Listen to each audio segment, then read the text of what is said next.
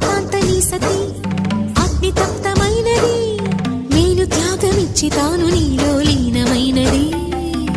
ఆదిశక్తి ఆకృతి అద్రిజాత పార్వతి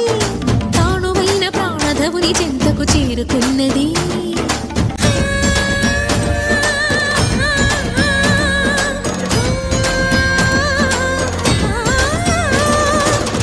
భువికి తరలించేలా ధరణి దివిని తలపించేలా